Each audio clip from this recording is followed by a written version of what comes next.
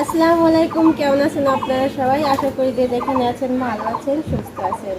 আপনাদের দোয়া এবং আল্লাহ তাআলার অশেষ রহমতে আমাদের ফ্যামিলির সবাই ভালো আছে, সুস্থ আছে। না নীলাবু? হ্যাঁ, অনেক ভালো আমাদের আছে, মানে আলহামদুলিল্লাহ। আজকে আমার বললাম না, আমাদের মানে সঙ্গে আমার ছোট যাও আছে তো এই জন্য ও মানে এতদিন বলতে আমি বাইরে ছিলাম, বুঝছেন তো, তাই মানে আমার বলতাম যে আমার ফ্যামিলি ভালো আছে, সুস্থ আছে।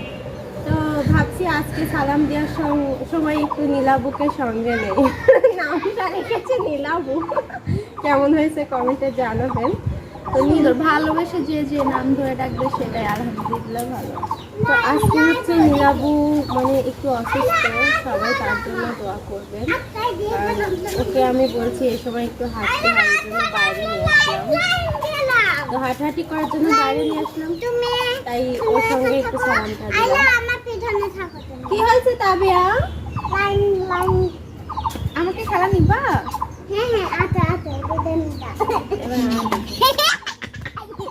তাবিয়া দুইটা ফ্রেন্ড পাইছে, তো বলছে সবাই আমার পেছনে আসে, লাইন বাই লাইন ধরে। কয়টা পাইছো?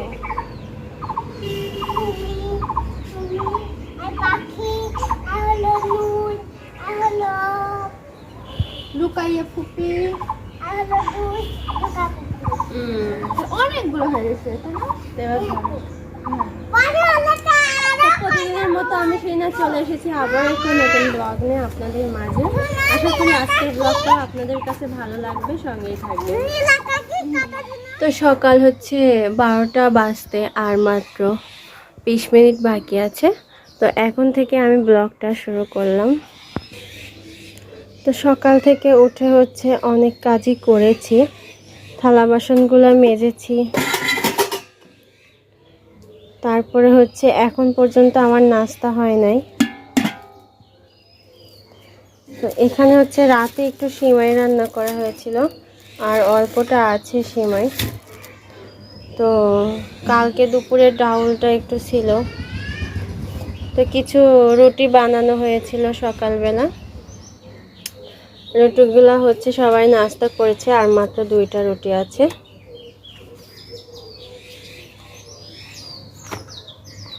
তো যাই হোক, একটু নিহারির ঝোল আছে, সেটা দিয়ে আমি হচ্ছে রুটিটা খাবো, একটা জাস্ট 1 পিস রুটি খাবো।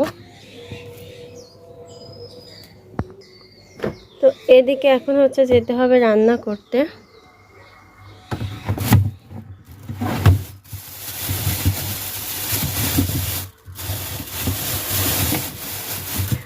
তো ফ্রিজে তরকারি আছে হচ্ছে পুঁই শাক, পটল, আর হচ্ছে ওখানে আলু আছে, ঢেঁড়স আছে, সব কিছুই আছে। নূরের সুজিটা হচ্ছে ফ্রিজে রাখা হয়ে গিয়েছিল, এটা নষ্ট, এটা এখন বের করলাম, ফেলে দেব। দিয়ে পাতিলটাকে সুন্দর করে পরিষ্কার করে আবার নতুন সুজি রান্না করব। তারপরে হচ্ছে রান্নার কাজে যাব। আর নূর হচ্ছে রান্না করতে গেলে এত পরিমাণ জ্বালায় না, এই জন্য ওকে খাওয়া দাওয়া পেট ভরায়ে তারপরে আমি রান্না করতে চাই।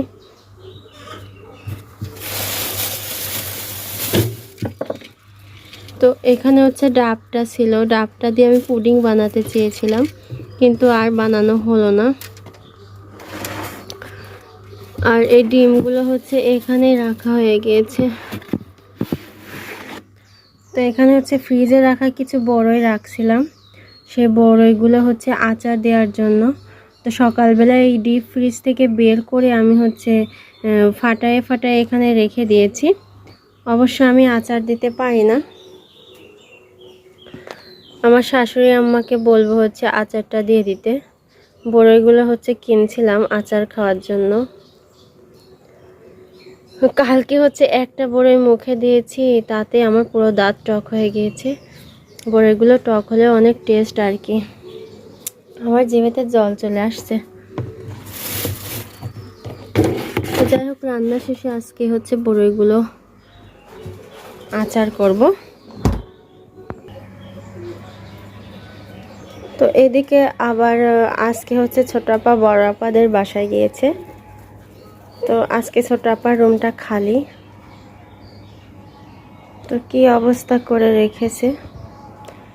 ভাবছি হচ্ছে ছোট ননদ নেই, রুমটাকে সুন্দর করে গুছিয়ে দেব। দেখেন কি অবস্থা করে রাখছে। কিসের বোতলে এগুলো এখানে রেখে দিছে আল্লাহ জানে, এতগুলা কি নোংরা হয়ে আছে। তো যাই হোক, আজকে হচ্ছে পরিষ্কার করে দেব, ঘরটাকে সুন্দর করে ক্লিন করে দেব। বিছানাটাও গুছাইনি আল্লাহ।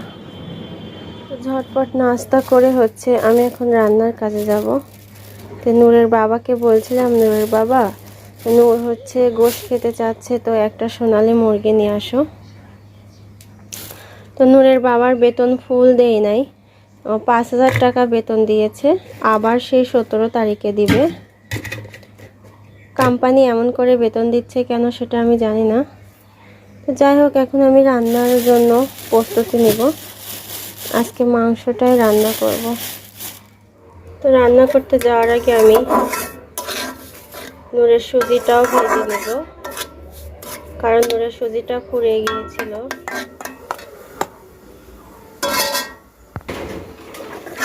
তারপরে হচ্ছে আমি সুজিটা রান্না করলাম, একটু রান্না করে ওকে খাওয়াবো, এই জন্য চুলায় দিয়েছি। তো হয়েও গিয়েছে।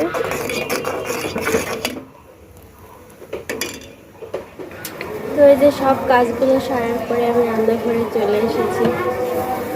হচ্ছে আমার ভাত আর ভাজিটা হয়ে গিয়েছে, ভাজিটা হচ্ছে চুলায়। আজকে একটু শাক নিয়েছি, এটা হচ্ছে সাদা শাক, এটাকে ভাজি করব। তো এখানে আমি রসুন কুচি, পেঁয়াজ কুচি সব কিছু এর উপরে দিয়ে দিব। আর এদিকে তো হচ্ছে আমি মুচমুচা করে ভেন্ডি ভাজি করে ফেলেছি। আমার হাতের ভেন্ডি ভাজিটা অনেক টেস্ট হয়, খেতে চাইলে আমাদের বাড়িতে চলে আসতে পারেন। আর এদিকে হচ্ছে আম্মা খুব সুন্দর করে সোনালী মুরগি কেটে ধুয়ে দিয়েছে।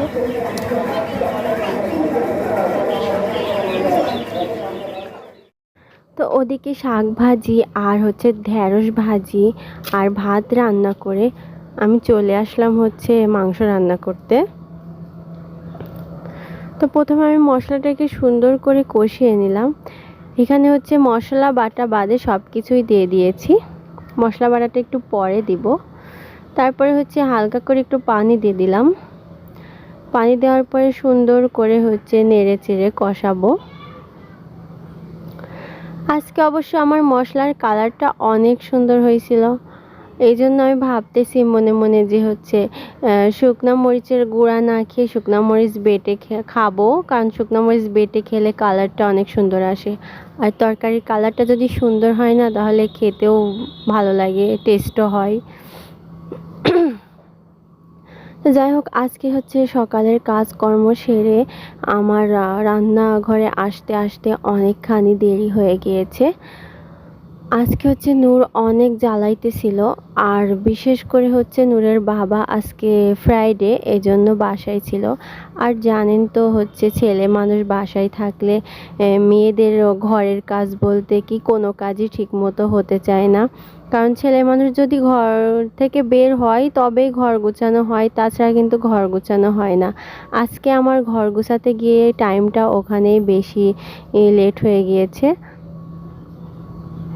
তো সব কাজকর্ম সেরে হচ্ছে আমি চলে আসলাম রাইট 12টার দিকে রান্নাঘরে। তো এত তাড়াহুড়া করে রান্না করছি, তারপরেও মনে হচ্ছে রান্না হচ্ছেই না, রান্না করতে অনেক দেরি হয়ে যাচ্ছে। এদিকে আমার শ্বশুর হচ্ছে কাজে গিয়েছে, 2টায় আমার শ্বশুর খেতে চলে আসে। তো যাই হোক, বিশেষ করে আমার শ্বশুরের জন্য আমি তাড়াহুড়া করে রান্না করতেছি। আর এই রান্না করতেছি তাড়াহুড়া করে আরও একটা কারণ আছে, কারণ আজকে হচ্ছে গিয়ে নূরের বাবা বাসায় ছিল। আর নূরের বাবা যেদিন বাসায় থাকে সেদিন রান্নাটা একটু লেট হলে অনেক বকাবকি করে, এক কথায় রাগ করে। তো ওর ভয়ে ভয়ে আজকে একটু তাড়াহুড়া করে রান্না করতেছি। তো আজকে কিন্তু হচ্ছে আমি অন্যরকমভাবে মাংস রান্না করতেছি। তো দেখলেন তো আমার ভিডিওতে আমি কষানোর পরে এইবার হচ্ছে মশলা আর হচ্ছে সাদা এলাচ আর হচ্ছে হালকা একটু আদা বাটাটা দিচ্ছি, কারণ হচ্ছে একবার কষানোর পরে এইবার মশলাটা বেটে দিলে তরকারিটা অনেক টেস্ট হয়। আর হচ্ছে মশলার গন্ধটা থাকে, যে গ্রান বের হয় সেই হচ্ছে গ্রানটা হচ্ছে থেকে যায়। তো তো যাই হোক, এভাবে কিন্তু আমি রান্না করতে পারতাম না। আমার শাশুড়ি আমাকে এভাবে রান্নাটা শিখিয়েছে। তো আজকের এই রান্নার ভিডিওটি আমি আপনাদের মাঝে এই কারণেই দিয়েছি যে আমরা মাংস রান্না করতে গেলে অনেকে অনেক রকমের ভুল করে থাকি, কিন্তু এইভাবে যদি মাংস রান্না করা যায় আসলে অনেক মজা লাগে খেতে। তো যাই হোক, এইবার আমি কিছু আলু কুচি টুকরা করে রেখেছিলাম, সেই আলুর কুচির টুকরাগুলো দিয়ে দিব। ঠিক এই সময়ই দিয়ে দিব, তাছাড়া আগে দিয়ে দিলে গলে যাবে। তো এই সময় আমি আলুর টুকরাগুলো দিয়ে সুন্দরভাবে নেড়ে চেড়ে ভালোভাবে ঢেকে দেব। এতে করে মাংস আর আলুর টুকরাগুলোও সিদ্ধ হয়ে যাবে।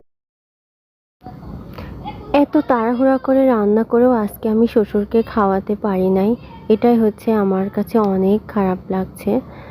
তো এবার আমি মাংসটাকে কষিয়ে ঝোলের জন্য পানি দিয়ে দেব। তো পানি দেওয়ার পরে আপনারা লক্ষ্য করবেন আমার তরকারিটা আমার প্রায় হওয়া হয়ে গিয়েছে। আমি একটু ভাজা জিরের গুঁড়ো দেব।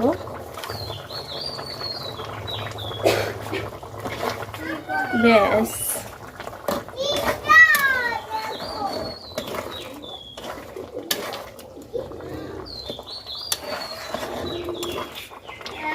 তো রান্না বান্না শেষ করে আমাদের বিয়াই এসেছে। হাই বিয়াই, এই বিয়াই। তো যাই হোক, বিয়াই আমার সঙ্গে কথা বললো না, আমার মনটা খারাপ হয়ে গেল। তো এই পর্যন্তই। আমার ভিডিওটি যাদের কাছে ভালো লাগবে তারা অবশ্যই একটা লাইক দিবেন, আর যারা যারা আমার চ্যানেলটিকে সাবস্ক্রাইব করেনি তারা অবশ্যই চ্যানেলটিকে সাবস্ক্রাইব করে পাশে থাকবেন। সবাই ভালো থাকবেন, সুস্থ থাকবেন। আল্লাহ হাফেজ।